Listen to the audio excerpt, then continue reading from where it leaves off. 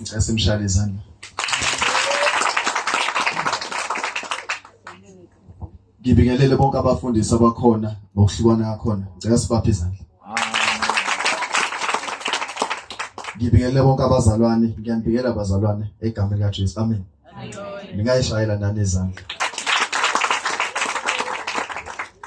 Asifundeni bazalwane ngimude. Asifundeni 2 Corinthians chapter 9.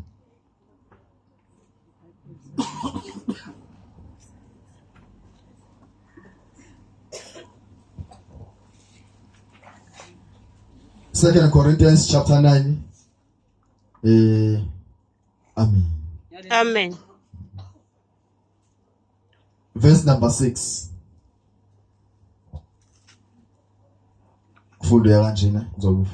But this I say, he who sows sparingly shall reap also sparingly, and he who sows bountifully shall reap also bountifully.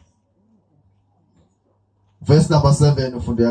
Every man according as he purposes in his heart, so let him give, not grudgingly or of necessity. For God loves a cheerful giver. Amen. Verse number 8. And God is able to make all grace abound toward you, that he always having all sufficiency in all things may abound to every good work. Amen. Mhlawumbe singalifunda naleli.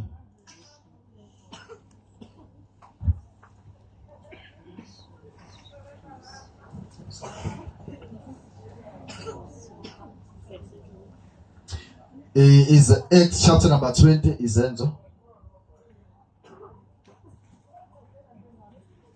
Acts chapter number 20.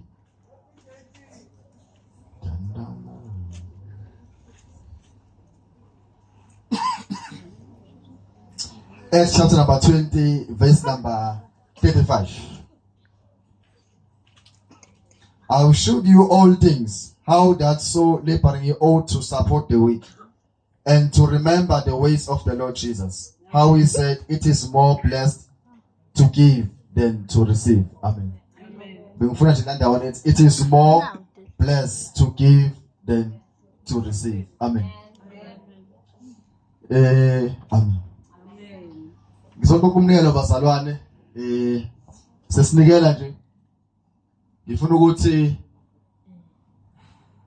uNkulunkulu omthandayo umuntu. Amen.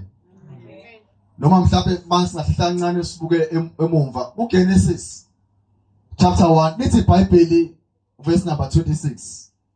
uNkulunkulu wamdala umuntu ngomfanekiso wakhe. Amen. We know the verse. uNkulunkulu wamdala umuntu ngomfanekiso wakhe.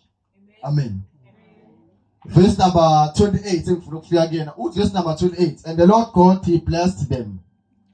Umuntu wamdala wesifazane nowesilisa. And the Lord God he blessed them and said unto them, be fruitful and multiply, replenish the earth and subdue. Amen. Ngamanye amagama uNkulunkulu mayedala uGenesis wadala yonke into umuntu ayidingayo before adala umuntu.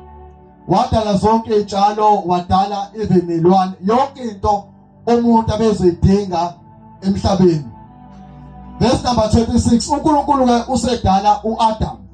uAdam umdala after esedale yonke into uAdam azoyidinga emhlabeni. Verse number 28 usethi ke uNkulunkulu ke wayesambusisa uAdam. Leli gama lokubusisa lisho ukuthi uNkulunkulu he empowered uAdam. Lithi iBhayibheli, and the Lord God he blessed Adam and said, be fruitful and multiply. Ngamanye amagama uAdam akakwazi ukuba fruitful futhi akakwazi ukumultiply ngaphandle kwesibusiso. So ukuze Adam ezokwazi ukuba fruitful udinga ukuthi athole isibusiso. Isibusiso isona esizomenza ukuthi abe fruitful and multiply. So uNkulunkulu mayesemdalile umuntu, he makes sure ukuthi umuntu he empowers a man, he blesses a man ukuthi umuntu ezokwazi ukuthi abe fruitful. So ngenxa yesono ke we know the story Adam wawa. Amen. but ukufika kaJesu sesanikela abazalwane uma ewa uAdam ukufika kaJesu uJesu ufike ukuzosibuyisela kule ndawo uNkulunkulu wayekade esidale kuyona. uNkulunkulu bekade esidale sikwindawo of abundance whereby kasedala umuntu wenza sure with everything umuntu azoyidinga is there. I-provision umuntu azoyidinga is there. But ngenxa yesono umuntu wawo. So uJesu ke uma efika ufika ukuzosibuyisela endaweni la uNkulunkulu ebesidayele khona. Ngamanye amagama uJesu ufike ukuzosibuyisela in the place of abundance. Ingakho masifika uJesu lithi iBhayibheli okudala kuyadlula kudlula isono ekwathi siqabelise noNkulunkulu kudlula iqalekiso zethu uma sesifika uJesu. Ngamanye amagama sifika uJesu kuvela izinto ezintsha singena in the place of abundance. Uma ngabe umuntu amkela uJesu akabu isidalwe sishapela. Ngamanye amagama njobula umwamkela uJesu awubi isidalwe sishapela.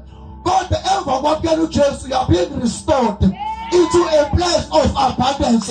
You are being restored endaweni lakhona zonke idingo zethu uNkulunkulu egcwalisa ngokwekazimulo yakhe. Ingakho iBhayibheli lithi who has overcome the world. Ebese to John, it is who believes that Jesus Christ is the Son of God. If you believe Jesus, you overcome the world. If you believe Jesus, you overcome even lack, because you are being restored into the place of abundance.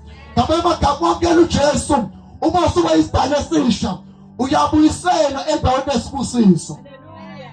Ingakho mawufunda Ephesians 1 verse 3 lithi